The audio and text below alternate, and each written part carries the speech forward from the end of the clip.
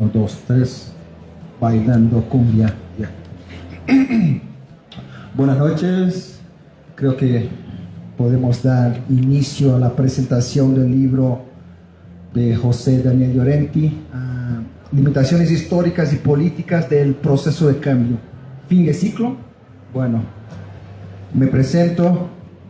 Estamos aquí, claro, con Llorenti y Sergio Salazar Aliaga, y entre los tres comentaremos el libro, bueno, nosotros como lectores y obviamente Llorenti como el autor del libro, ¿no? Aquí entonces nuestras percepciones serán un poco subjetivas en lo que concierne al libro. Primero saludar, ¿no? Estamos a un año del bicentenario, al año cumplimos 200 años de independencia, y leyendo, contextualizando un poco el libro, no me recuerdo porque no viví esa época, pero sí las lecturas de contexto histórico. Y en el centenario de Bolivia surgieron una camada intelectual muy interesante, ¿no? Los que hicieron Gesta Bárbara, por ejemplo.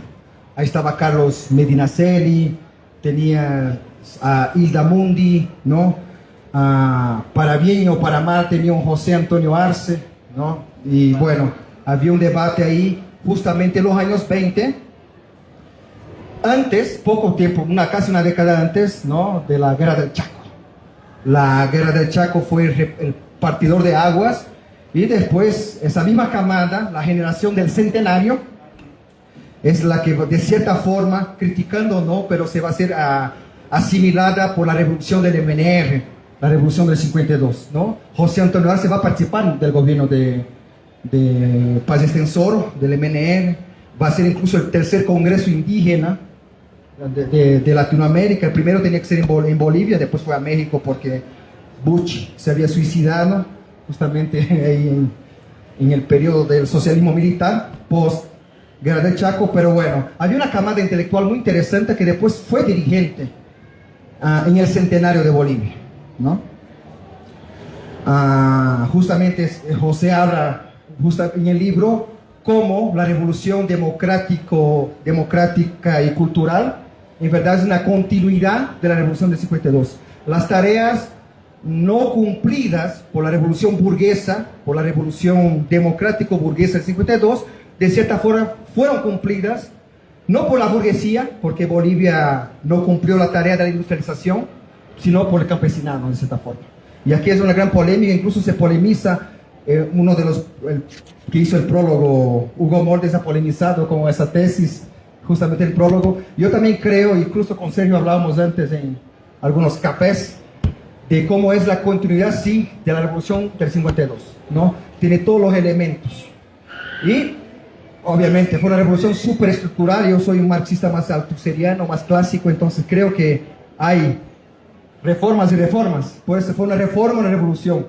O una revolución democrática es una revolución a medias, porque al final las reformas que se dieron fueron más superestructurales, fueron más identitarias, yendo ahí en esa ola postmoderna que realmente se ha vuelto moda post caída del muro de Berlín, ¿no? La izquierda ha asumido todas esas tesis postmodernas, el no partido.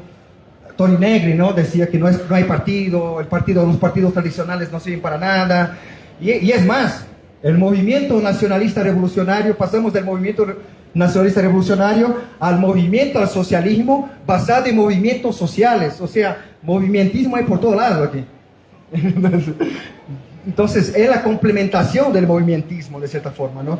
No estoy diciendo aquí, pero no toda es crítica, digamos, no es que soy un opositor más, sino claro, ¿no? Han desplazado a las clases dominantes tradicionales, las clases dominantes que decidieron, una vieja burguesía paceña, una vieja oligarquía cruceña, que incluso resistió a las transformaciones que se dieron superestructurales, pero resistieron totalmente. De 2008 hasta 2010, con la constituyente, con la cuestión de las demandas de autonomía por parte de Santa Cruz, la oligarquía cruceña fue una resistencia a la ofensiva de las clases populares. Obviamente que el más se ha aglutinado las clases populares, ¿no? La idea de instrumento se instrumentalizó, vaya la redundancia, dentro del MAS, aglutinado incluso a viejos partidos de izquierda que perdieron su personería, muchos marxistas clásicos,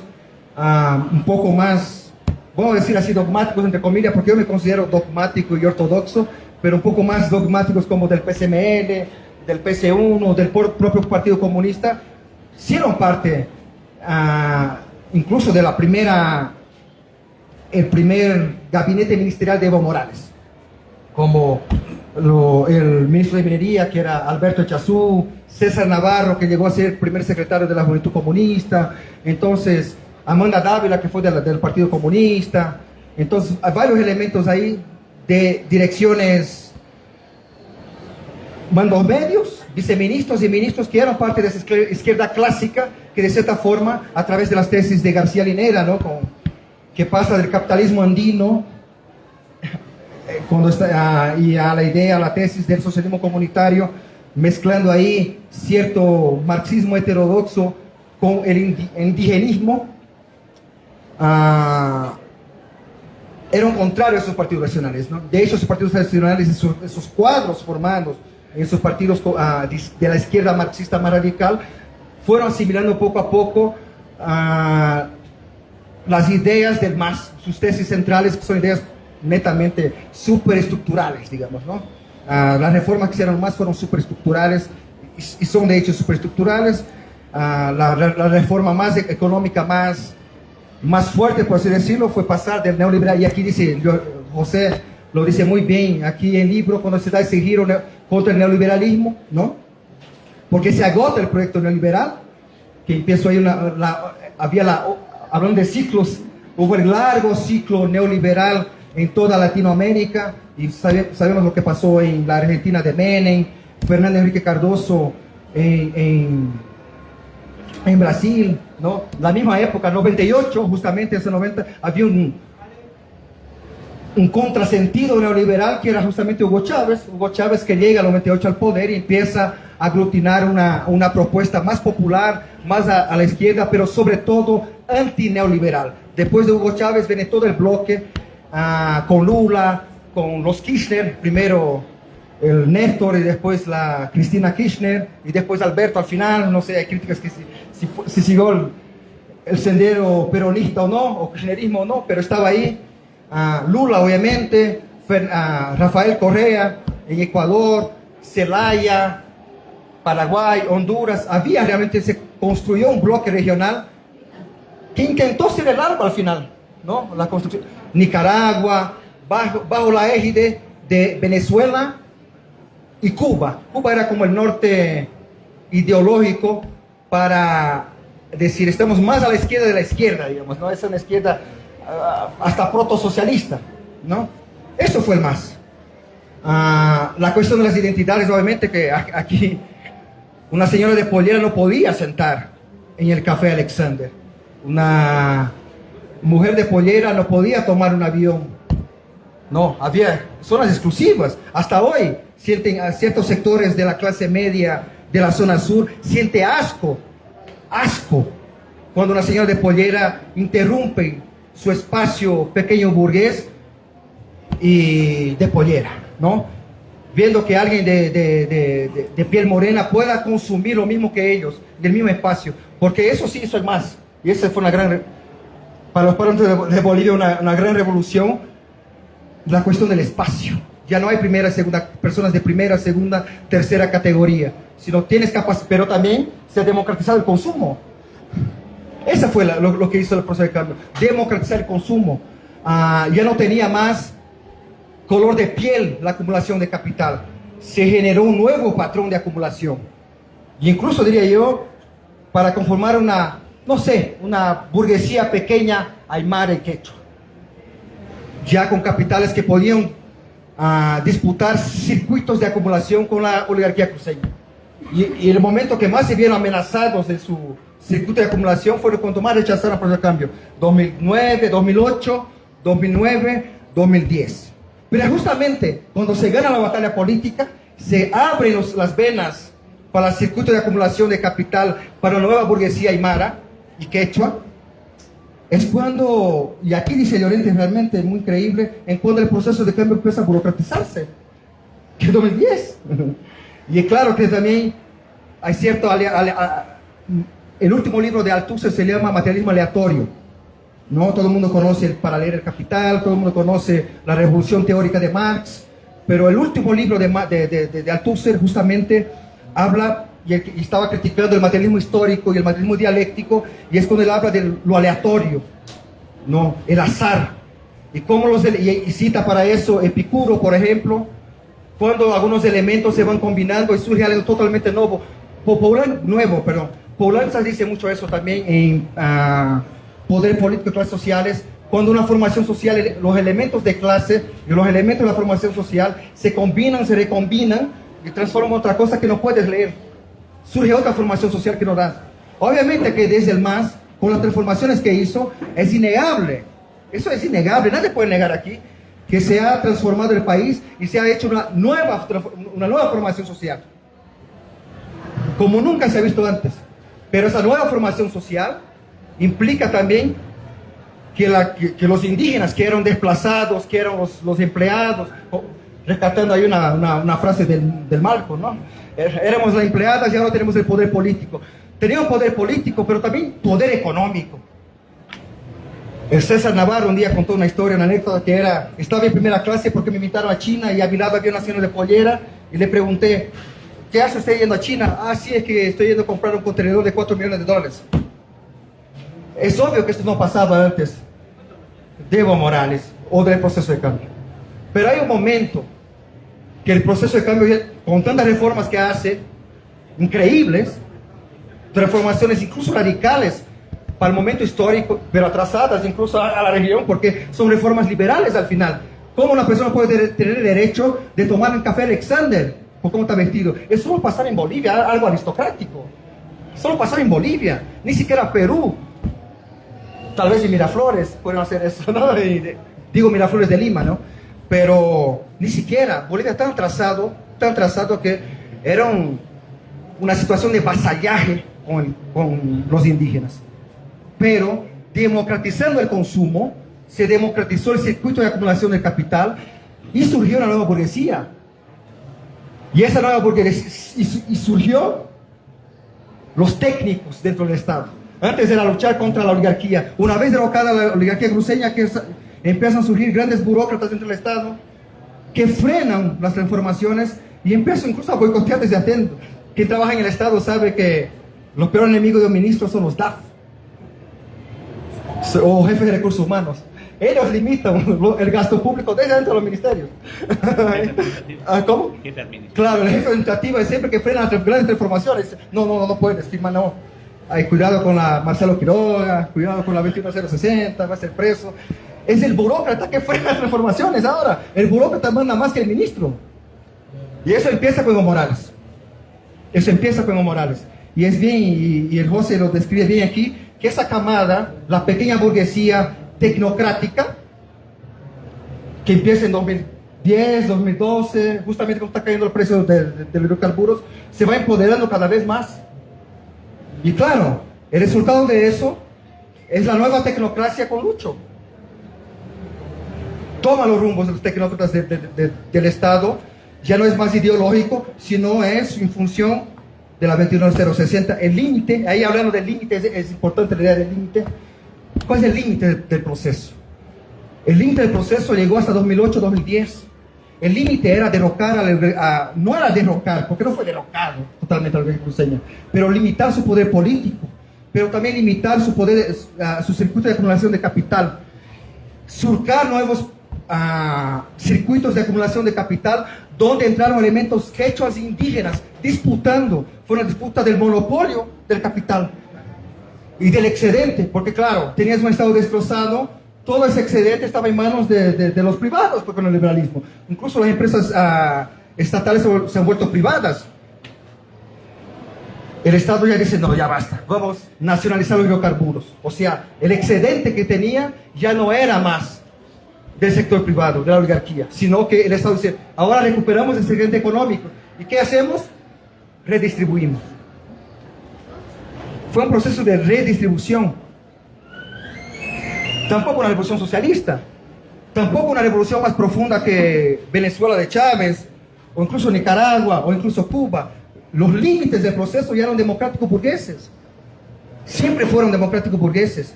Nunca se quiso avanzar el socialismo. Por más que el García Linera escribiera libros y libros sobre marxismo, invitando intelectuales, aquí vino Zizek, aquí vino David Harvey, hablando de marxismo, nunca se planteó la construcción socialista en Bolivia.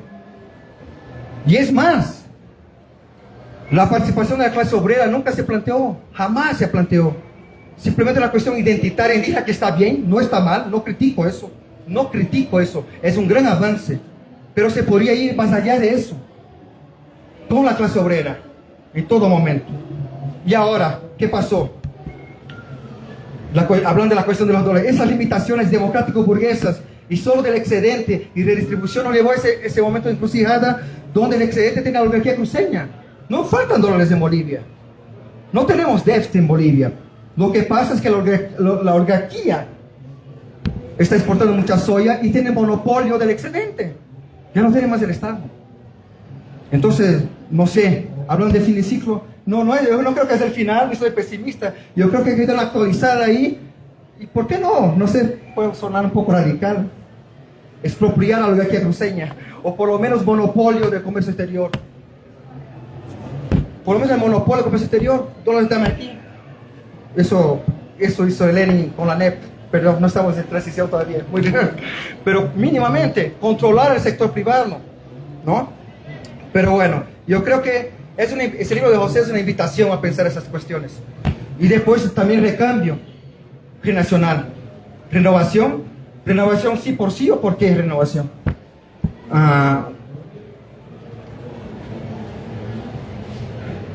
¿Será que los renovadores o las cuestiones renovadoras pueden superar los límites que impusieron desde 2014? Todo lo que está pasando ahora, los gérmenes tienen dentro del proceso de cambio, mismo con Evo. Yo creo que son visiones distintas. Evo ya no lograba porque se limitó a sí mismo. Evo ha empoderado la burocracia del Estado. Evo ha empoderado la burocracia. Evo ha limitado su propia revolución. Evo ha limitado la revolución del pueblo, de los movimientos sociales. Los movimientos sociales nunca participaron en el proceso de cambio, solo burócratas. Nunca se planteó, cuando en 2008 se dejó en jaque a la oligarquía cruceña. Después de ahí, lo que pasó en las Américas, con todo el intento de terrorismo, se puso en jaque. Y no se cuestionó la cuestión de propiedad privada en manos de la agroburguesía cruceña. Y hay gente que dice que Evo era radical, y se dice radical para redistribuir. Marx está riendo de su tumba, eso es radical. La República de Weimar en los años 20 era más radical que el proceso de cambio en ese momento, solo que no tenía tanto petróleo. La Comuna de París fue más radical que todos los planteamientos posibles del proceso de cambio que era democrático burgués. La Comuna de París, que duró 72 días, porque es solo una cuestión de propiedad de hidrocarburos y redistribución de un excedente económico. Y también, claro, identidad. Ahorita paso, creo que no sé cuántos minutos fui, pero bueno, se me voy a renegar mucho. Pero invito a pensar, yo creo que al fin de ciclo hay esperanza. Hay esperanza, sí hay esperanza. Yo creo que no es el final del túnel. Yo creo que el proceso de cambio, y ahora para mí sí es una nueva etapa, pero es una etapa que surgió con la crisis de burocratización del propio proceso de 2010-2014, y eso habla José en el libro. Y aquí hay invitaciones, yo no quiero hacer un resumen del libro, si no voy a spoilear el libro. Hay invitaciones a muchos cuestiones interesantes, pero no es el fin de ciclo. Si el buen Lucho toma las medidas correctas, y si Evo no jode más. Gracias.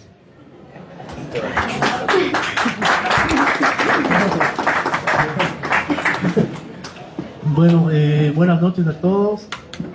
No sé si me pueden aumentar un poquito el volumen del micrófono. La música satánica. Aló, ya, mejor. Bueno, muy buenas noches a todos. Gracias por haber venido a la presentación del libro de José Llorenti.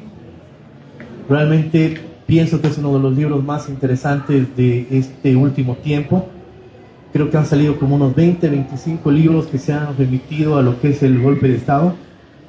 Pero este libro es el primero que comienza a analizar el tiempo-espacio de esta nueva temporalidad que estamos viviendo como movimiento socialismo, como más viendo justamente las limitaciones políticas del proceso de cambio, ¿no? Creo que va a inaugurar el debate, va a inaugurar el pensamiento crítico y la autocrítica que necesitamos como partidarios, como militantes, para comenzar a continuar esta nueva etapa de lo que va a venir o no va a venir dentro del movimiento del socialismo, ¿no? Por eso creo que es un gran libro. Creo que inaugura justamente este nuevo tiempo de debate político. Y eso es muy, muy, muy importante y muy enriquecedor.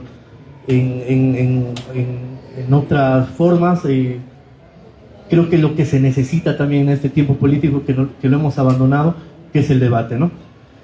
Haciendo una anécdota tal vez un poco innecesaria, estamos hablando del 2012, justo en una ponencia, estoy volviendo a compartir la misma mesa después de 12 años con José y Eduardo, y bueno, Gabriel, que está ahí al fondo, que teníamos un debate justamente de las estructuras y políticas que pasaban y la construcción del movimiento social del 2003, debatiendo con los trotskistas en la Casa Espejo, ¿no? 12 años después estamos compartiendo acá el texto de un gran amigo que es José Llorente. Entonces, bueno, creo que eso es algo también positivo de la continuidad y el tiempo que seguimos juntos, debatiendo, tal vez algunos momentos más separados que antes, pero bueno, ahora estamos en el mismo camino. Creo que este texto va a polemizar muy fuerte. Ya el mismo hecho de decir fin de ciclo ha generado muchas ronchas, muchas cóleras y muchos devenires para algunos de nuestros militantes, ¿no? Nos hemos puesto a cuestionar muchos qué va a pasar con el movimiento del socialismo, qué está pasando, por qué estamos entrando en una crisis, qué pasó. Todo eso también hemos ido debatiendo, el libro lo va a explicar muy bien.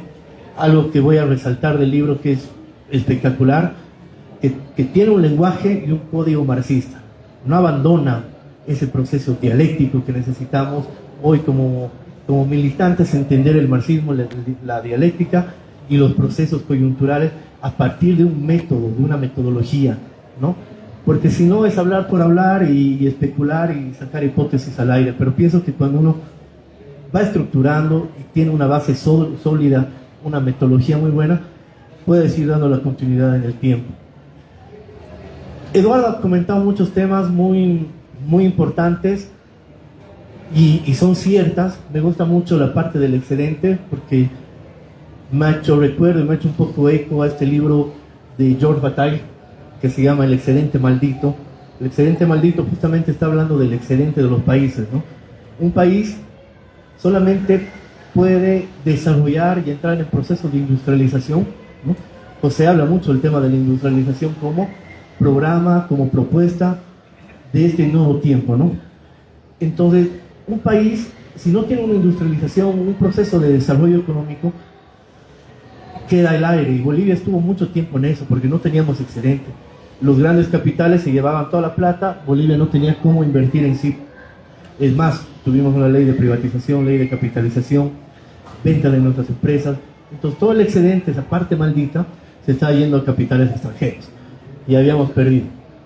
Un primer punto muy importante ha sido el tema de la nacionalización, por supuesto, pero hoy estamos entrando en esta etapa de industrialización. 150 empresas en vías de procesos de desarrollo. El tema del litio, el tema del mutún que hemos vuelto a retomar, que a Bolivia nos va a llevar, por supuesto, a estándares económicos de nuevo muy altos, ¿no? Si bien ahorita estamos en un proceso discontinuo de esa alta económica que hemos llevado en su tope en el 2012, es porque también hemos sufrido un proceso de crisis financiera, crisis económica, pero a nivel mundial, post pandemia, ¿no? No es un tema solamente de Bolivia. Es más, si vemos nuestro país alrededor del continente, de nuestros países hermanos, podemos ver cómo ha comenzado a subir el tema de sus propias inflaciones. En Bolivia más bien no hemos podido detener y no hemos podido sentir esa inflación que ha sido tan fuerte. Pero hay muchos temas que José nos está planteando que tenemos que ir retomando y tenemos que debatirlos con mucha urgencia. El tema del sujeto histórico, que nos habla desde una explicación gramsciana, qué es el bloque histórico, qué es el sujeto histórico, por qué el sujeto histórico dentro del MAS fue el sujeto indígena, a diferencia, digamos, del sujeto del MNR que nos hablaba Eduardo, que ese momento era totalmente el obrero, ¿no? Yo igual soy muy creyente de que el proceso de cambio ha sido la continuación histórica de la revolución burguesa del 52. Por supuesto, eso lo hemos debatido y creo que coincidimos en eso a ciegas de hace muchos años, ¿no? Pero evidentemente había algunos cambios y algunos saltos cualitativos en este proceso de revolución democrática cultural. Sujeto indígena, que el apartheid, como decía Eduardo, siempre estuvieron muy alejados, ¿no? Desde los primeros debates, si el indígena tenía alma o no tenía alma, hasta los momentos republicanos, coloniales, hasta el 2005, que era, ¿qué hacemos con el indígena?, ¿no? Y fue el momento de la toma de poder, de darles un lugar dentro de su espacio territorial, geográfico, y darles ese empoderamiento. Hoy obviamente se ha transformado todo eso, ha cambiado, se ha delimitado de un modelo social totalmente diferente, y hay un empoderamiento enorme de lo que es el indígena, ¿no? Que ha cambiado mucho.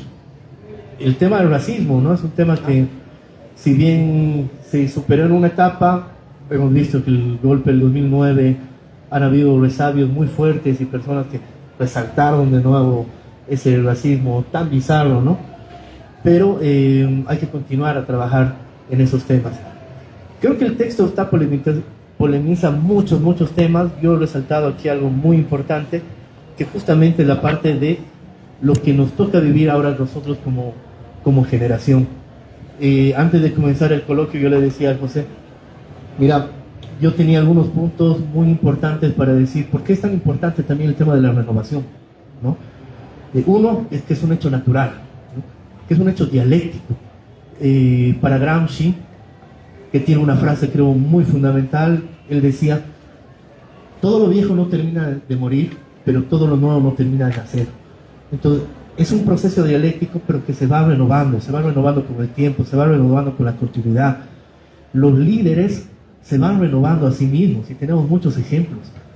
La revolución del 52 nos trajo un líder, pero también tuvo su ruptura epistemológica cuando el MNR decide cambiar de liderazgo y hubo una renovación, que era el bonismo. No les gustó mucho a algunos, pero sí cambió y renovó la nueva etapa del MNR. O podemos poner el ejemplo de ADN. Esa disputa entre los dinosaurios y los pitufos, entre Tuto Quiroga y el general Banzer. Banzer, cuando estaba muriendo, decía, yo prefiero una tonelada de lealtad a un tipo con capacidades, ¿no? Prácticamente le está diciendo al Tuto traidor, ¿no? También. Pero son los procesos de renovación dentro de los partidos. Si nosotros como partido igual no nos transformamos, no nos renovamos, esto va a tener un fin y una muerte absoluta. Necesitamos generar líderes. El MAS ha generado líderes también. Hemos tenido presidentes del Senado muy jóvenes, senadores jóvenes, diputados jóvenes, autoridades, ministros, viceministros, por supuesto directores, pero es parte de este proceso político, de esta dialéctica misma que nos va lanzando a generar esa renovación. Lo segundo es que esta etapa, esta gestión gubernamental con Lucho, había una apuesta muy interesante a jóvenes, ¿no? Y yo le decía eso al José, mira, muchos de nosotros, me incluyo, nosotros éramos los pejes del gobierno, los que llevaban ahí una cartita, hacíamos no sé qué, trabajamos durísimo, por supuesto, desde las bases, pero no había una importancia fidedigna o una confianza en lo que nosotros podíamos hacer, ¿no? Ahora sí, y se están mostrando con resultados los cambios, esa visión, no juvenil, porque no quiero ser liberal, digamos, pero sí, digamos, esa voluntad política desde el cambio, desde las nuevas formas de pensar, desde la nueva estructura neurológica que una persona tiene cuando es más joven por ahí, ¿no? Tampoco quiero llegar a lo de Allende y esas cosas de la contradicción biológica, ¿no? Pero sí esa voluntad política, que una renovación sí te puede dar, porque una renovación sí te trae esas nuevas ideas, ¿no? Y en gestión pública, este último tiempo sí hemos podido notar liderazgos, pero también técnicamente los cambios para continuar un nuevo Estado mucho más sólido, ¿no? Y bueno, muchos puntos más. A mí me ha interesado también mucho tocar el tema del camino al bicentenario, porque creo que es el tema más polémico, que es el fin de ciclo, ¿no? Y también es un debate muy interesante porque si uno ve la historia de este país, siempre hemos llevado por ciclos, y es lo que justo Eduardo nos comentaba de Medinaceli. Yo creo que Medinaceli es muy importante, ¿no? Porque él marca esta teoría del cholo que va a terminar en el encholamiento. Y el encholamiento, por supuesto, va a marcar una generación de oro, que es la generación del Chaco, ¿no? Ese nacionalismo fuerte. En realidad comienza con Nathaniel Aguirre, ¿no? En 1895 y termina en los años 30 con Medinaceli, ¿no? Pero por ahí pasa Antonio Díaz Villamil, La niña de los ojos. Yo me acuerdo en el 2019 leí ese texto y era igualito lo que estábamos viviendo en el 2019, ese proceso de desplazamiento fuerte, ¿no? O leía el Choco Céspedes, cuando este masón Héctor Ormachea Arce, que era Héctor Ormachea Salles, rector de la Universidad de la UNSA, saca lumpen proletarias para irse contra un gobierno popular que era Villarruel, y en 2019 tenías un rector, Waldo Albarracín, sacando lumpen proletarias para irse contra un gobierno popular, ¿no? O sea, siempre hay similitudes en la historia. Marx ya lo decía, Hegel, Marx después. La historia se repite dos veces, ¿no? Uno como comedia y otro... ¿Cómo era? Uno como tragedia y el otro como comedia. Y es así, ¿no? Vas a encontrar en la historia boliviana muchos matices. Después viene otra generación, la del 52. O va a venir esta generación interesante de la búsqueda de la democracia. Después viene una generación del neoliberalismo, los yuppies, ¿no? Y después nos toca, o toca más la generación del proceso de cambio, y bueno, nosotros ahora estamos enfrascados en eso. ¿Cuál va a ser el devenir de este proceso, de esta nueva generación, de esta búsqueda del horizonte político de izquierda, retomar esa izquierda fuerte, retomar esas contradicciones que hemos tenido como proceso y encontrarnos, ¿no? Para no perder, para que no sea un fin de ciclo justamente, ¿no? Entonces creo que ese es el punto uno de José, ¿no? El decir que en Bolivia los procesos históricos siempre han sido de 20 años, ¿no? Más o menos alrededor. Y el MAS ya está en 14, en 20 años, entonces también nos toca redescubrir qué va a pasar con esa temporalidad, ¿no? Otro de los puntos era la etapa de disgregación social política, que significa momentos de despliegues y desmovilizaciones. Por supuesto, el 2019 veíamos que no había un bloque de contención. ¿Dónde estaban las organizaciones? ¿Dónde está el movimiento para salir en la defensa del proceso? No había. Y el golpe fue contundente, suave. Después vinieron las masacres, después vinieron las balas, después vino la violencia, pero el momento del golpe, el 10 de noviembre del 2019, fue suave, un golpe suave, digamos, ¿no? Como también está en el texto, el momento del golpe suave, ¿no? James Sharp, puede ser. Y entonces, José nos está polemizando desde muchas esferas, muchos temas. No voy a seguir en el libro porque es muy recomendable que ustedes lo lean, lo vayan descubriendo, vayan haciendo la crítica, la autocrítica, y también vayan generando alguna batalla ideológica, que es de lo que se trata esto, ¿no? Creo que es un texto que nos está marcando justamente este debate para que nosotros como militantes también tengamos un despertar. Hemos estado muy callados. Han habido grupos que se han intentado generar algún tema de polémica, alguna intentona política de generar un espacio, de generar y abrir algo, pero se necesita más. Y se necesita mucho, pienso, la autocrítica, la crítica, pero sobre todo tener una muy buena metodología. En este caso la marxista, en la que nos inscribimos, creo, los tres, pero la mayoría de aquí también.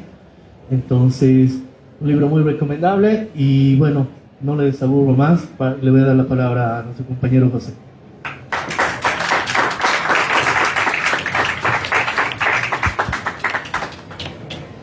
Buenas noches a todos y a todas. En primera instancia, por supuesto, saludar a todos. No es yo sé que el venir a ferias del libro no es algo que todos hacen y no es algo que a todos les gusta.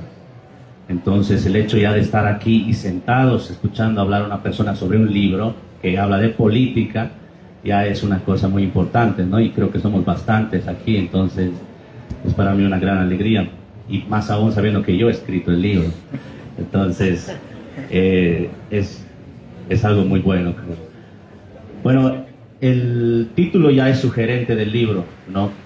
El libro es Limitaciones históricas y políticas del denominado proceso de cambio, y pongo entre pregunta el fin de ciclo. ¿A qué me refiero con esto?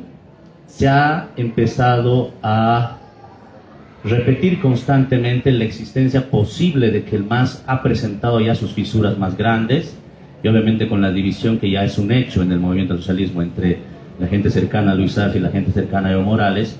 Entonces hace pensar que es un fin de ciclo.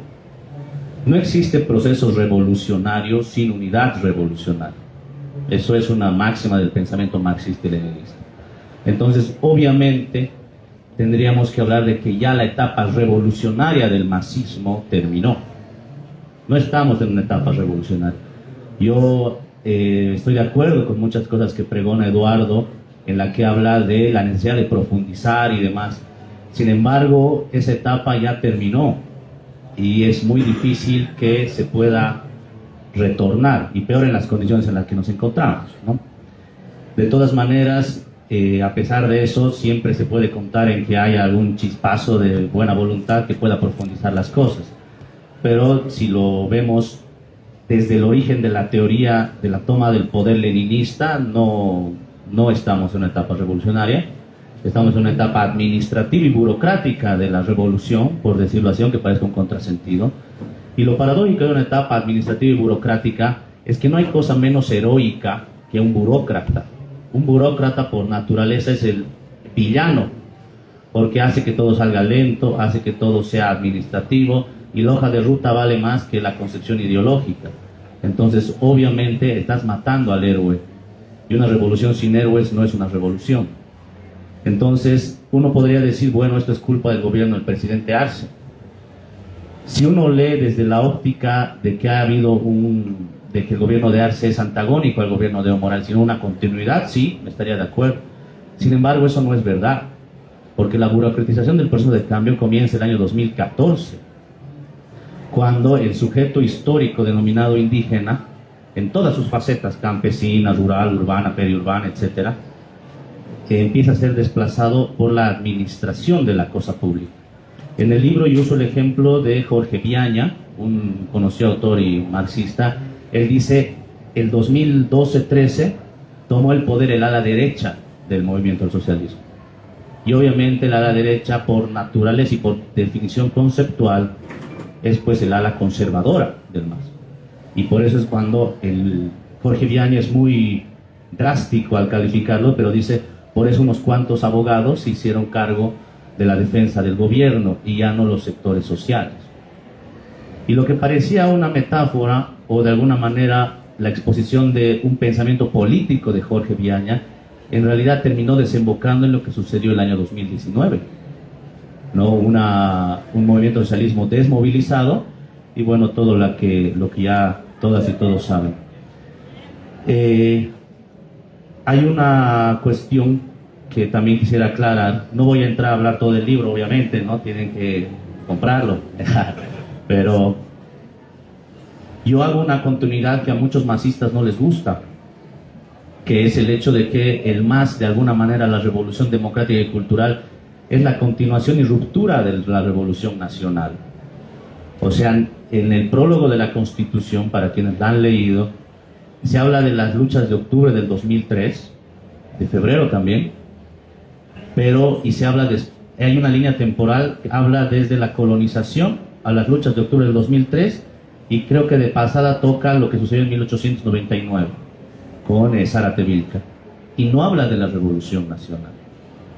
Esa necesidad del movimiento al socialismo, o de quienes hicieron la Constitución, de negar la real importancia que tuvo la revolución nacional, hace que de alguna manera no sepas cuáles son tus limitaciones. Toda revolución es hija de las revoluciones pasadas y es hermana de las revoluciones presentes. Puedes encontrar parangones entre la revolución bolivariana, la boliviana, los movimientos que sucedieron con Lula, etc. Puedes encontrar, pero también tienes que encontrar en el pasado la relación que tenemos nosotros con la Revolución Nacional y con el MNR. Muchos autores ya hablaban de la similitud entre el MAS y el MNR. Obviamente lo hablaban de una manera peyorativa, como diciendo el MAS va a terminar igual que el MNR. Parecía que tenían razón, ¿no? Pero obviamente ellos lo hablan desde un punto de vista elitista, liberal, de decir tienen los mismos vicios, son populistas, son caudillistas, todo ese tipo de cuestiones. Pero no hablan que en realidad ambos son procesos revolucionarios. Y ambos de alguna manera han configurado el devenir del ser boliviano y del devenir de las cuestiones que nosotros tomamos en cuenta en términos políticos actualmente. Y eso es algo que yo lo pongo en debate en el libro y que obviamente sé que a mucha gente del MAS no les gustó que haga eso, ¿no? Porque el sujeto obrero abrió las puertas para que el sujeto campesino sea el que vanguardice esta etapa de la revolución. Sino así lo que es el campesino para el MAS actualmente fue el minero para el MNR en su época, con todos los vicios y los problemas y todas las cuestiones políticas internas y orgánicas que esto acarreaba. El minero tenía otras cualidades y el campesino otras cualidades. Sin embargo, tenían el mismo papel performativo en sus determinadas épocas. En la época del MNR, el factor cualitativo movilizador que daba el horizonte político era el minero, y el campesino se subordinaba en tanto masa electoral a las decisiones mineras. En la época del MAS, el factor cualitativo de movilización que constituye el horizonte de época lo hace el campesino, y todo el sector periurbano, gremial, todo el sector incluso obrero, de lo poco que quedó después del 21-060, se subordina a las posiciones del campesinado, ¿no? Y ahí se puede ver también las limitaciones de la COP. Para cualquier persona que ha leído la historia de la COP sabe que la COP de ahora no es ni un ápice de lo que fue la histórica COP anterior. Obviamente esto no se debe al mal manejo, etcétera, se debe a que hubo procesos de desmovilización constante que comenzaron en 1985 y bueno, que ahora estamos viendo los frutos. Otro tema que al MAS no le gusta tocar es lo que pasó el 2019. Al MAS le gusta decir fue un golpe de Estado y ya, así fue, eso fue y somos víctimas, y eso no es verdad. Hubo un proceso constante de desgaste que partía de determinados errores del gobierno. Yo quisiera leerles esta partecita donde trato de resumir más o menos este tema del golpe. El año 2019, todos los errores acumulados del proceso de cambio por tantos años explotaron y terminaron con la renuncia del expresidente Morales. De ahora en adelante, no es posible entender el Estado plurinacional, o mejor dicho, ya no es posible entenderlo sin la crisis del año 2019, que fue precisamente la primera gran crisis política y social que vivió el Estado plurinacional de Bolivia, en tanto Estado y en tanto proyecto político. Seguramente no será la última, sin embargo, algunas lecciones se deben aprender de lo sucedido. ¿Qué fue lo que sucedió?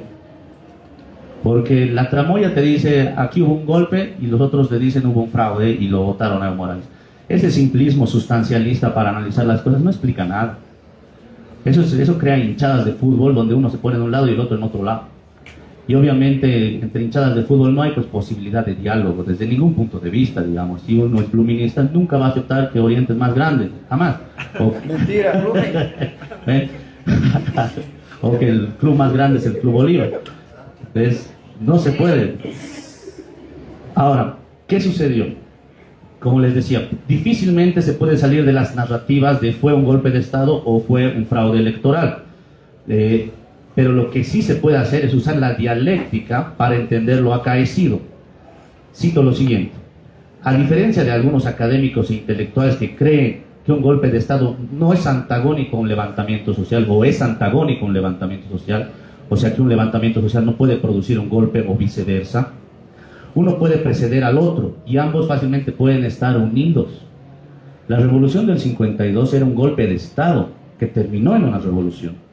Era una conspiración de Paz Extensor y de su gente para tumbar al gobierno porque le habían robado una elección y terminó en un levantamiento social que terminó con todas las reformas que sabemos. Lo que pasó el año 2019 fue un levantamiento social de las clases medias urbanas que terminó en un golpe de Estado cuando las fuerzas policiales y militares terminaron pidiendo la renuncia del expresidente Morales. Entonces, podemos ir, bueno, eso podríamos ir aclarando el panorama. ¿A qué me refiero con esto? Con esto no quiero expurgar culpas y hacer ver que los movimientos de esa época del 2019 eran movimientos prístinos que tenían una actitud democrática. Hay libros que se han escrito al respecto y que seguramente pueden encontrar, que hacen ver lo heroico del movimiento de las pititas, etc. Eso no solo es limitativo en la forma de explicar, sino que trata de ocultar lo fundamental. En el movimiento o en el levantamiento social que terminó en el golpe de Estado al señor Evo Morales, había sectores que sí creían en que se debería respetar la democracia en tanto acto electoral. Y como el 21 de febrero del 2016 no se respetó, entonces ellos tenían toda la legitimidad necesaria para reclamar. Y cualquier teoría, en este caso la teoría del fraude electoral, les servía para complacer eso. Era como ellos no podían comprobar que hubo un fraude electoral y nunca lo han comprobado y no lo van a poder comprobar. Sin embargo, al saber que pasó el 2016, tenían la intuición de que nuevamente le podía suceder lo mismo. Y era legítima esa preocupación, por supuesto. No fueron legítimos sus intenciones políticas. Después quemaron Huipala, mataron indígenas, todo. Pero tenían una bandera legítima, que era el respeto a su voto. En Venezuela actualmente hay una movilización social muy grande en contra del presidente Maduro por un fraude electoral. Pero va a fracasar. Porque primero ya Venezuela tiene una fase muy avanzada de un proceso revolucionario. Y segundo, porque no existió un precedente de un robo, supuestamente, o de un fraude electoral. Lo mismo se hizo en Perú, en Colombia, en Brasil. Las fuerzas de ultraderecha gritaron fraude electoral, pero todas fracasaron. Todas fracasaron. Y Venezuela va a fracasar. ¿Por qué en Bolivia triunfó? Uno tiene que preguntarse, decir, de repente todos fracasan en sus movilizaciones por el fraude, pero en Bolivia triunfa. Entonces dicen, algo estaba mal dentro del gobierno. No, algo estaba mal. Y eso terminó desembocando. Como yo dije, el año 2019 explotaron todos los errores. Todos los errores acumulados por tanto tiempo, al final explotaron y desembocaron en lo que ya sabemos. Bueno, en el libro también teorizo muy poco, pero teorizo sobre el tema del culto a la personalidad. No voy a hacer hincapié tanto en el personaje del expresidente Morales, que es precisamente quien lleva a cabo esta teoría del culto a personalidad, la personifica, pero sí voy a dejar entrever el daño político que puede provocar el culto a la personalidad en las personas, en los movimientos políticos. El culto a la personalidad tiene como su constitución, como su conceptualización más sustantiva, por decirlo de alguna manera, el hecho de que el ser recibe propiedades divinas y por ende se encuentra más allá del bien y del mal. Y cualquier cosa que ese ser haga es más bien una causa de defensa por sus seguidores, aún estando mal. Y uno diría, bueno, pues ellos defenderán a quien quieran. Pero eso se complica cuando este ser no solo tiene esas posibilidades, sino tiene la posibilidad de tachar de quién es quién en un lugar. Puede decir, ustedes son traidores y nosotros somos leales. Y si quieres dejar de ser traidor, te tienes que redimir conmigo. Tienes que recibir la autorización que yo otorgo. Entonces ya no importa cuánto hayas tú hecho en términos de lucha política, sino cuánto has hecho tú para satisfacer a este ser. Y de esa manera se califica cuál es tu porcentaje de apoyo que vas a tener o cuál es de alguna manera el capital simbólico que vas a otorgar a esta persona. Entonces es muy peligroso eso, el tema del culto a la personalidad. Y bueno, creo que es un problema que la izquierda lo ha llevado a cabo en constantes debates, la izquierda trotskista en particular. En la derecha también existe, pero en la derecha nunca debaten eso, porque en la derecha nunca debaten nada. Pero ese es un tema que yo considero importante. Y finalmente, para no cansarlos y para que puedan, quienes no lo tienen, para adquirir el libro y ahí revisar mucho más a profundidad lo que trato de decir, el tema de la renovación. La renovación comenzó como una consigna política cualquiera, ¿no? Para quienes no lo recuerdan, la primera persona que lo dijo en términos políticos de manera explícita, fue un diputado con muy pocas luces, que es el diputado Rolando Cuéllar. Pero lo dijo porque se dio cuenta que él había vivido tanto, digamos, postergación dentro del MAS, que la única forma de defenderse políticamente era pedir renovación.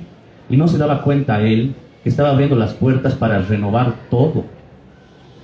Y eso tiene que verse no tanto dentro del MAS, que sí, obviamente existe renovación dentro del MAS, sino dentro de la misma derecha. Dentro de la derecha hay una tendencia renovadora mucho más profunda de lo que parece. Y hay una tendencia renovadora que está cansada de la generación de derrotas que les ha traído sus líderes actuales. Jorge Quiroga ha perdido todas las elecciones que ha competido. Samuel Doria Medina ha perdido todas las elecciones que ha competido.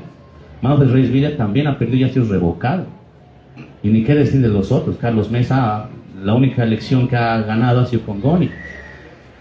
Entonces, y era otra época, ¿no? Entonces es una generación de derrotas y derrotas que la misma derecha no puede seguir reproduciendo, y buscan las nuevas generaciones una renovación en ello. Y lo saben que tienen un plazo, porque la renovación, a pesar de ser renovación de ideas, renovación política, también tiene criterios muy simples como biológicos. Cuando una persona ya es muy mayor, por supuesto que no va a poder hacer lo que hacía una persona antes o lo que hacía la misma persona antes. El año 2025, y esto solo lo cuento como algo introductorio, el señor Manfred Reyes Villa va a cumplir 70 años, el señor Carlos Mesa 69, el señor Samuel Doria 66, y creo que alguien más me estoy olvidando, y bueno, Jorge Quiroga también va a cumplir 67 o 68 años. Va a ser la última elección en la que puedan participar, no tanto por su tiempo de vida, por decirlo así, sino porque hay una camada de políticos atrás que está apretando para que eso suceda. Y sí o sí se va a dar la renovación. Es natural. Y en el movimiento socialismo está pasando lo mismo. Y ese es el momento cuando empecemos a problematizar esto, pero no en tanto solamente renovar por cambiar cargos, ¿no? Tú ya eres mayor, voy a tu lugar, digamos, sino en renovar ideas que han sido dañinas para el MAS antes y no reproducirlas ahora. Una idea dañina ha sido el culto a la personalidad. Una idea dañina ha sido el no respeto a la voluntad popular.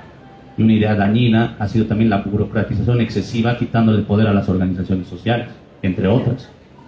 Entonces, todas esas cuestiones que yo planteo en el libro se pueden superar, se pueden autocriticar, y de esa manera las siguientes generaciones que se rescaten masistas o que tengan algo del tronco de lo que fue en algún momento el proceso de cambio, puedan llevarlas a cabo. Bueno, eso, el tema lo concluyo con, este es un libro político, no es un libro académico. Sí van a encontrar muchas citas textuales de autores y demás, pero todos buscan apoyar un punto de vista político. Yo no estoy haciendo un trabajo académico, no porque no me interese, sino porque el momento de esta época tan álgida que estamos viviendo no necesita una persona que haga un libro académico y desde el café, sentado en, como decía Eduardo, ahí en algún café de la zona sur, ver cómo yo teorizo y ustedes practiquen. No, necesita que nosotros hagamos política mediante libros, mediante cualquier medio, como para que podamos incorporar al debate más ideas que obviamente sean enriquecedoras para todas y para todos. Muchas gracias.